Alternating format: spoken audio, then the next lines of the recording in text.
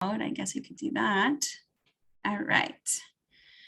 So welcome everyone. My name is Jessica Portilla. I am the Federal Work Study Coordinator here at Guttman Community College. I recognize some of the names. We have some students here, and like I said, some of the field associates and the wonderful Nancy's joining us on today's call. So we are recording this session. So if you're watching this from a recording, I hope that this presentation is useful with regards to timesheets. So I'm going to go ahead and share my screen. Oh, it would help if I opened the PowerPoint. Oh, well, let's see here.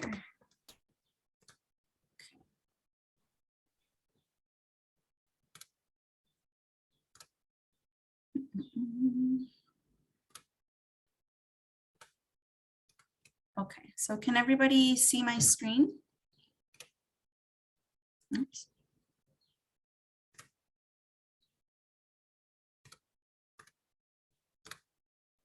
Okay.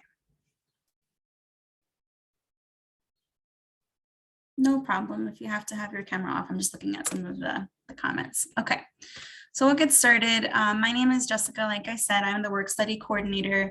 This is going to be just a quick timesheet refresher to talk about the timesheet process, and then some general work study related helpful tools. So we wanted to have this refresher because the timesheet submission process has changed. I wouldn't say significantly, it's changed in one important way, especially for work study supervisors. So as it is right now, students can get their timesheets online on Blackboard. Work study students will fill out the blue timesheet, and this is important because the blue timesheets have the work study supervisor signature that's required for timesheet processing. Timesheets are due every 2 weeks, so the student will download the timesheet from Blackboard and complete the new timesheet and submit it to their supervisor for their approval. So up until now, up until this point, the process has remained the same. The one thing that will change is after the supervisor receives the timesheet from the student, the supervisor would email it to myself, the work study coordinator, for processing. So they could email, and I would recommend you send it to both, to my personal email, jessica.portilla@Guttman, and the work study email, FWS @Guttman. In case I'm not available, something happens and I can't come in, the timesheets, if they're in the FWS email, then it could be processed by my backup as well. Okay, so that's important to kind of keep note. The payroll calendar and the HSVC time. Yes. Yes. Hi. I'm sorry. Can I just wanted to add something. Yes. Hopefully I won't. Hopefully I won't make it more confusing.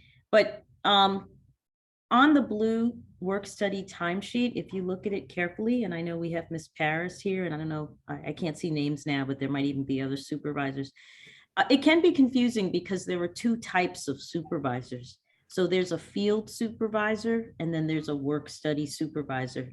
So your field supervisor is the person who supervises you on your internship, right? Whether you are at Spring Creek Towers, or whether you are at Grant Street Settlement, or whether you are at working with Diane Burrows, that's your field supervisor, the same person who signs your timesheets every 2 weeks. And then again, now sends that to Ms. Portilla. But I'm considered the work study supervisor. And that's because it can be confusing. That's because I also have to sign your timesheet. You'll notice if you look at that blue timesheet carefully, there's two kinds of supervisor signatures. So your field supervisor signs where it says field supervisor, but I sign where it says work study supervisor. Okay, I just want to clarify that. Yes. Yeah, go on. Thank you for clarifying. That's a good point, and it sometimes confuses students. So yes, it's important to note that your supervisor for work study purposes is considered Miss Nancy. She's the one that signs that timesheet. It's Miss Nancy and you're actually your professor as well. But Nancy's the one that will sign them, and that happens at the end. So first, I will review them before they go. The timesheet goes to Nancy, but we do need the fieldwork supervisor approval because they are the supervisors that are actually supervising you on the ground, right? They actually can see that you're working those hours and can affirm that you've completed those hours as well, okay? If you have any questions at the end, we'll have some time for question and answers, okay? Now, this is the payroll calendar. Wanted to share both calendars. The one on the left is the payroll calendar for work study, and the one on the right is the payroll calendar the calendar for the schedule for human services students. They mirror one another. So as you see, the next timesheet that's due is due on Monday. It's for pay period 24. It's any hours that you worked between April 10th through Saturday, April 23rd. Those timesheets are due on Monday, April 25th. You see there that it mirrors a pay cycle number 4 for the timesheet schedule for human services. It's the same dates. On there, it says that the student should send the supervisor the timesheet on the 23rd. That's the Friday. I'm sorry, that's I think on Saturday, and then they send it over to me by Monday. Okay, so there's no differences here in terms of the dates. They mirror one another. The reason that having both of them though is important is because on the payroll calendar, you could actually see when to expect a paycheck. So for the hours worked during pay period 24, a student would get paid on May 5th, which is a Thursday. Okay, that information you're not going to find on the timesheet schedule for human services because not all students are doing work study. So that's only going to be found in the payroll calendar for work study. Now, this is just a breakdown of the timesheet. This is kind of what Ms. Nancy was explaining earlier. In the blue timesheet, if you look on the bottom right, it'll have the fieldwork site supervisor signature. So that might be Ms. Paris would sign on that section and date it. And then the student would sign in the middle there. And then the work study supervisor would sign the bottom signature section there, okay? And then, of course, you want to make sure that your timesheets are fully completed in terms of having your name, the name of the agency that you're working for, your fieldwork site supervisor's name, as well as the phone number, the total number of scheduled hours, and the timesheet period from and to dates, which again will mirror what's on the payroll calendar. Okay, so make sure that when you're submitting a timesheet that all fields are filled out correctly. Of course, when you fill out a timesheet, it's not going to have the supervisor's signatures yet, right? You're going to sign it yourself and then have your supervisor sign the appropriate section. But these are the things that I look for when I'm reviewing a timesheet. So make sure that, if I push it back, it's going to be for one of these reasons if something is missing on one of these sections. So now filling out a timesheet, some reminders here is that if a student works more than 5 hours, they are required to take a half-hour break. The maximum number of hours a student can work per week is 25 hours. Now, you might not work 25 hours. It doesn't mean that you have to work 25 hours. This is just the maximum. As far as I understand, most students are working 10 hours a week because that's kind of the pace that you should work so that you can complete your 125 hours for the semester. But in case you're ever making up hours, then you want to make sure that you don't ever exceed 25 hours per work week. So as you can see in the example there on Monday, on April 11th, the student worked from 10 a.m. to 4 p.m.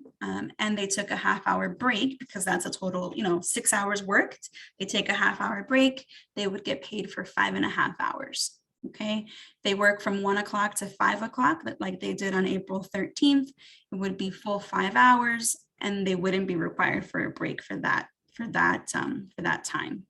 So you could see how important it is for the timesheet to be clear is to have the AM and the PM.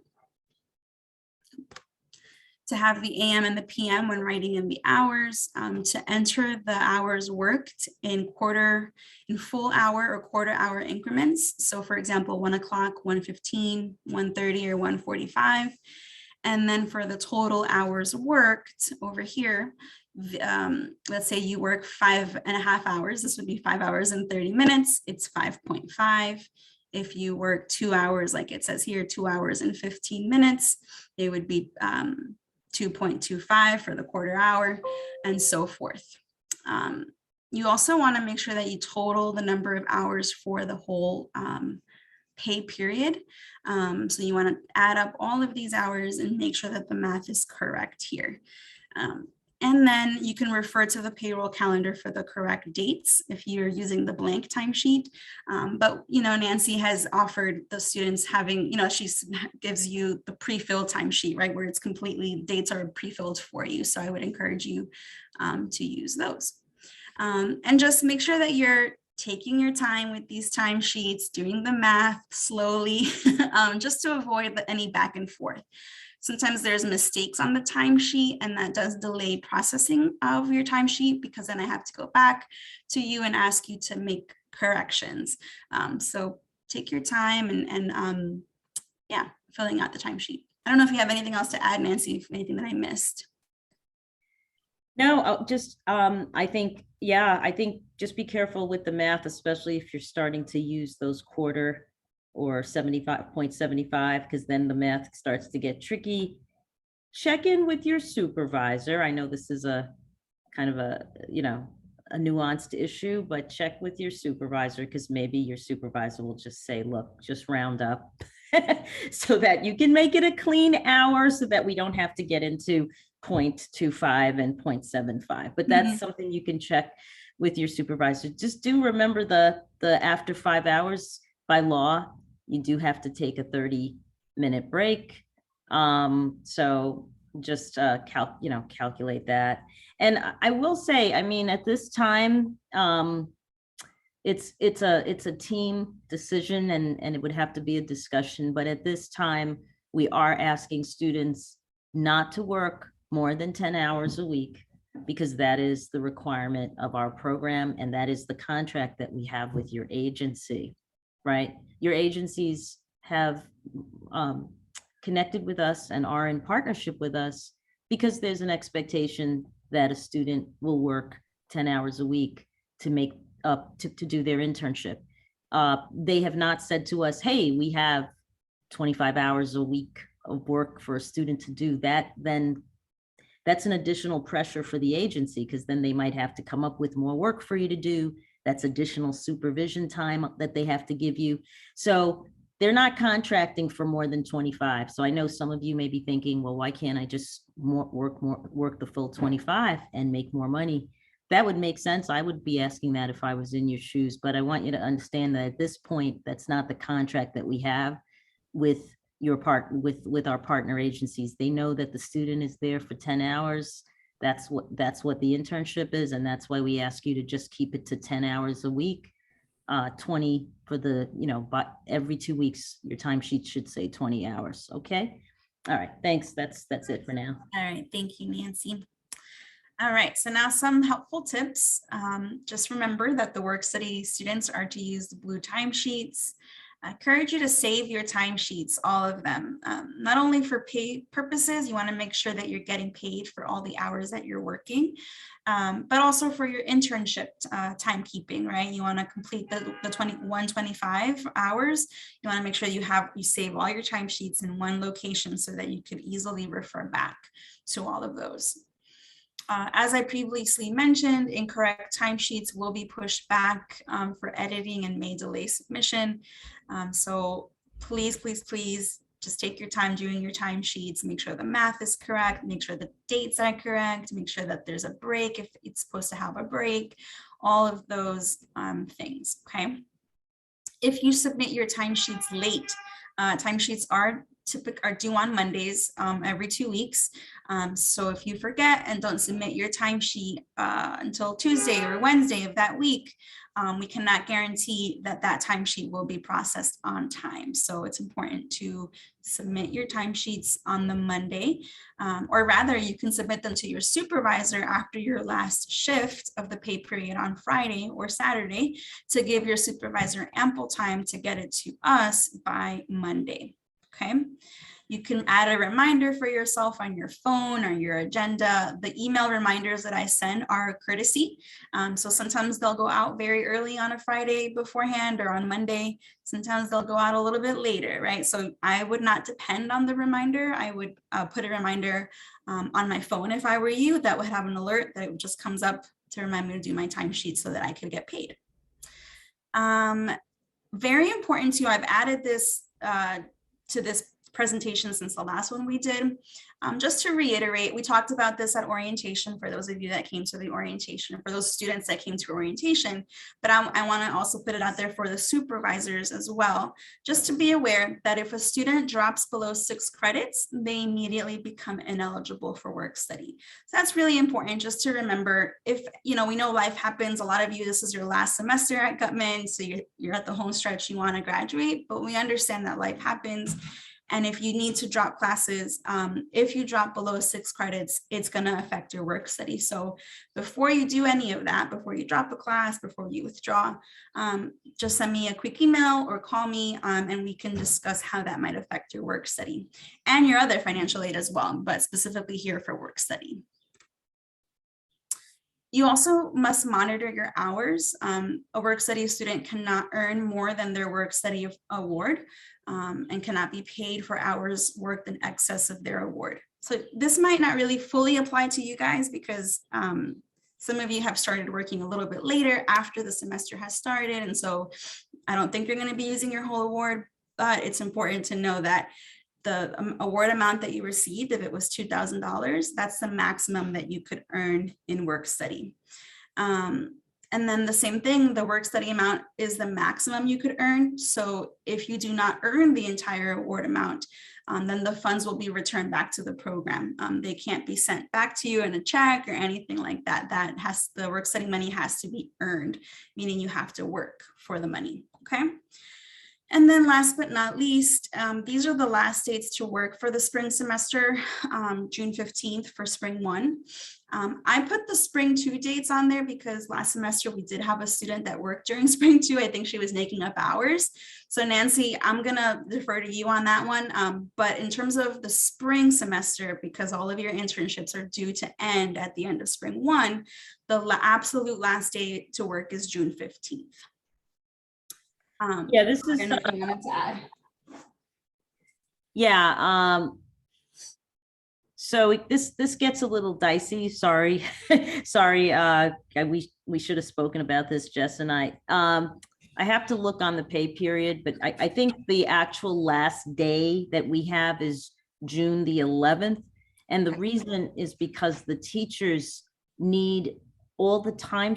Remember, your teachers, your instructors are ultimately the ones that are going to be looking at the hours. Many people look at your hours, right?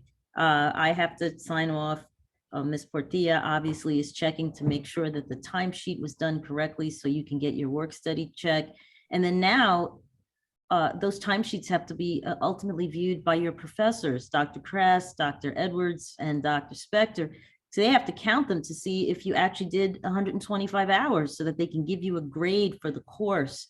They need that information by June the 11th because their grades are due. So they really actually can't wait until June the 15th. Okay. So if that becomes an issue for anyone, just let me know. Like, you know, sometimes they do stretch it a little bit. Sometimes they literally, they'll say to a student, okay, I'm going to submit my grades on June the 13th. So you got a few more days to work those hours and get that final timesheet in. But, you know, so it's a case by case thing. And then spring 2, we have no internship in spring 2. Spring 2 is the summertime. And as you know, there's no internship in the summertime. So it really comes to an end after spring 1. we're not monitoring, even if your agency says you're welcome to continue to work here, we're not monitoring it. We're kind of, there's no more field associates. I'm kind of not monitoring that. So it technically comes to an end. So and that's a great point. Oh, sorry. Yeah, I was just going to say, and I'll shut up already, is that if a student has been granted permission by their instructor on a case-by-case basis, if your instructor gives you a grade of an incomplete because they say to you, okay, something came up, you had an emergency, and I'm going to allow you to make up field hours throughout the month of June, then yes, in that case, we would be monitoring it, and you can continue beyond June the 11th. But other than that, if you're done, you're done. You can't say, hey, I want to keep working there and making more money, unfortunately, unless the agency hires you and gives you a summer gig. That's a whole other thing. And that's a good point. That's what I wanted to piggy bank off of, because just yesterday, and I think she just joined the call, so I'm glad that she joined the call. I had a student that asked me that her supervisor in her field of assignment was asking her if she can work past her internship hours. And so I asked her to contact you, Nancy, about whether that would work. And I think in that case, if you finish your internship hours and you can, and your supervisor is allowing you to continue working and you still have work study funds, we could potentially allow you to continue working at the site. But because it would no longer be considered internship hours, there are some things that have to take place on the back end to get now that employer connected to me directly, not through the internship, through the program of study internship requirements. So if that is the case for you, reach out to me as soon as you're able to, so we can do all that legwork behind the scenes with you, so that everything can continue on smoothly. Okay. Yeah, I appreciate that. And Jessica, we can talk about that. As far as we're concerned, though, our role as monitoring your internship for your academic credit is done on June the 11th. Right, that would stop on June 11th. Right. Mm-hmm. Yeah, totally. Okay. Thanks. All right. Well, that's the end of the presentation that I have for you guys. My contact info is there. Feel free to email me at my personal email, or you can email the FWS email. Again, I would encourage you to do both if you can, just in case there's a copy in the work study email always, in case I'm not available, but I'll be available to answer your questions. Does anyone have any questions? And I'm going to stop sharing now so I can see all your faces. That was a whole lot of information. Are there any questions? All right. So what I'll do is, hopefully it won't take me a long time to get the video recording out to everyone. And what I could also send the PowerPoint presentation to everyone that attended. And yeah, thank you so much for attending. Yeah, thank you, everybody. I think the key thing is to just, get them in on time, so that if everybody does their little part, it won't delay your pay, right? If you do your part, get the timesheet in on time. I do my, your supervisor helps out by signing it, gets it back to us. I sign it, gets it, actually that whole process, Jessica eventually gets it back to me. I sign it. If everybody does their little piece, you'll get paid. So it takes a village, right? Yes. And you could actually view your pay stubs on CUNY First as well. So for students, if you do it, you can do it in Student Center. You could see your paycheck, and I would encourage you to check to make sure you're getting paid for the right hours. And if you have any questions about that, any issues with timesheets, questions about timesheets, reach out to me. Feel free to call me. I'll put my number in the chat. I know not many people call anymore, but feel free to call, and I could help you right on the spot with your timesheet. Or we could set up a phone appointment or a Zoom call or something like that. Okay. All right. So let me stop the recording.